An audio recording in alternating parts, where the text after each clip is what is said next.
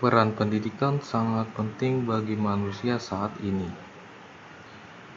Masalah lainnya adalah kualitas guru yang masih rendah. Salah satu penyebabnya adalah kurangnya peningkatan kapasitas dan pelatihan guru yang dapat meningkatkan pemahaman guru terhadap proses belajar mengajar.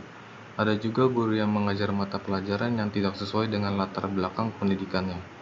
Hal ini banyak terjadi di sekolah-sekolah di Indonesia. Masalah lain dengan pendidikan di Indonesia adalah infrastruktur yang buruk, program yang kurang berkembang, kualitas guru yang rendah.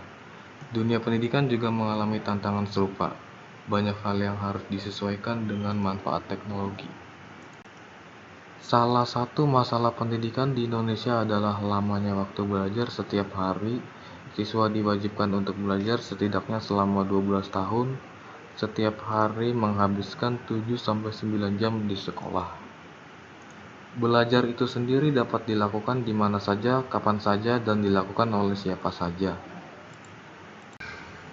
Pendidikan juga merupakan proses membangun warga negara yang baik. Dengan pendidikan, kita sebagai peserta didik dapat membentuk akhlak suatu bangsa yang bermartabat, beriman, bertakwa, kreatif, inovatif, mandiri, dan cakap sehingga menjadi warga negara yang demokratis dan bertanggung jawab. Pembangunan berkelanjutan atau Sustainable Development Goals yang disingkat SDGs merupakan suatu rencana program atau aksi global yang berupaya untuk membangun dan meningkatkan mutu kehidupan baik terhadap lingkungan alam maupun manusia.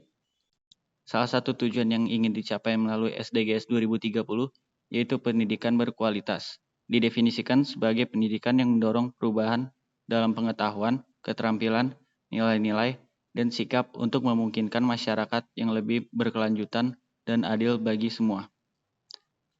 Hal mendasar yang sangat penting dalam menunjang pendidikan adalah membaca.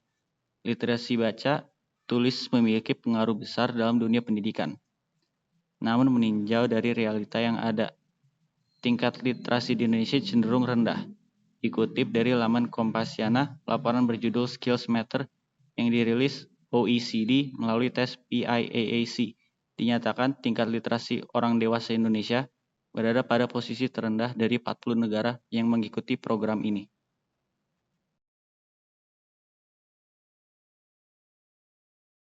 Dikutip dari laman Media Indonesia, literasi digital adalah pengetahuan dan kecakapan untuk menggunakan media digital, alat-alat komunikasi, atau jaringan dalam menemukan, mengevaluasi, menggunakan, membuat informasi, dan memanfaatkannya secara sehat, bijak, cerdas, cermat, tepat, dan patuh hukum dalam rangka membina komunikasi dan interaksi dalam kehidupan sehari-hari. Dengan adanya literasi digital, tentunya akan memberikan dampak positif bagi orang banyak. Jika teknologi dimanfaatkan dengan baik, tentunya kualitas generasi-generasi penerus bangsa juga akan terus berkembang.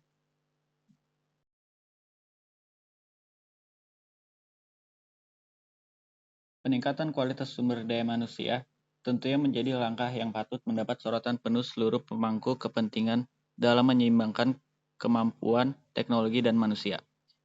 Menurut Menteri Keuangan Indonesia, Sri Mulyani, pembangunan SDM yang berkualitas dapat dicapai dengan melakukan beberapa pengembangan di sektor pendidikan. Mendikbud Ristek juga mengatakan bahwa kecakapan digital ini tidak hanya berkaitan dengan kemampuan untuk menggunakan gawai, tetapi juga cerdas dan bijak dalam menggunakannya. Oleh karena itu, diperlukan pendekatan-pendekatan strategis yang dapat meningkatkan literasi digital, khususnya bagi generasi muda yang biasanya belum memiliki benteng cukup kuat untuk menangkal pengaruh buruk dari teknologi. Dalam usaha meningkatkan kualitas pendidikan dan sumber daya manusia di Indonesia, kami selaku mahasiswa perlu untuk turut berpartisipasi. Oleh karena itu, melalui program kreativitas mahasiswa, khususnya dalam bidang gagasan futuristik konstruktif, kami mempunyai rancangan program dalam bidang pendidikan. Adapun proposal PKM GFK ini kami beri judul READI, yaitu Ruang Edukasi Digital, yang mengusung tema revolusi dalam dunia pendidikan di era digitalisasi. Program-program dalam ruang edukasi digital ini, kami targetkan kepada para pelajar dari sekolah dasar hingga mahasiswa.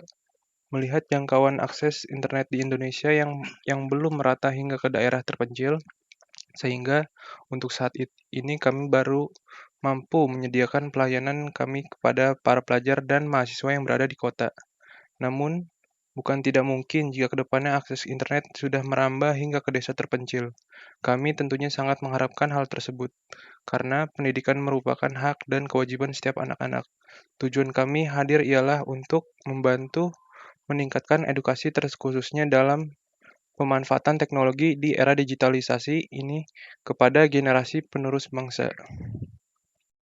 Ruang edukasi digital merupakan platform edukasi yang menyediakan fasilitas berupa ruang kelas digital kepada para pelajar, terutama generasi saat ini untuk menunjang proses belajar siswa. Program-program dalam ruang edukasi digital ini kami targetkan kepada para pelajar mulai dari sekolah dasar hingga sekolah menengah, serta mahasiswa-mahasiswi. Materi pembelajaran yang ada pada ruang edukasi digital akan dibagi berdasarkan jenjang pendidikan, mulai dari sekolah dasar, SD, sekolah menengah pertama, SMP, hingga sekolah menengah atas, SMA. Adapun materi sekolah akan dikemas dalam bentuk video, audio, serta teks dan gambar. Dalam penyusunan materi pembelajaran, ruang edukasi digital akan bekerja sama dengan Kemendikbud dan guru-guru dari sekolah terbaik di setiap daerah Indonesia. Ruang edukasi digital akan memberikan materi pembelajaran dengan lebih menarik, fleksibel, dan interaktif, serta dapat mengajarkan anak-anak untuk menggunakan teknologi digital secara positif untuk tujuan pembelajaran di rumah. Selain itu, ruang edukasi digital juga menyediakan dan membuka ruang magang bagi para mahasiswa. Di era yang kian berkembang ini, hampir setiap perusahaan membuka lowongan kerja bagi calon karyawan dengan pengalaman kerja. Untuk memenuhi salah satu kriteria ini, tentunya akan sulit bagi calon karyawan yang baru lulus kuliah dan belum memiliki pengalaman kerja. Oleh karena itu, ruang edukasi digital hadir untuk membantu para mahasiswa dalam mengisi waktunya dengan hal yang bermanfaat. Kami akan membantu menyalurkan mereka dengan perusahaan-perusahaan. Dengan mengikuti program ini, tentunya akan menambah ilmu dan wawasan. Selain itu, juga akan melatih mereka untuk bekerja secara profesional, sehingga teknologi dapat dimanfaatkan secara tepat sasaran dan kemajuan teknologi bukanlah suatu hambatan dalam proses belajar mengajar. Jika kita mengambil manfaatnya, teknologi justru akan membuka peluang bagi Indonesia untuk memajukan pendidikan dan sumber daya manusia yang berkualitas.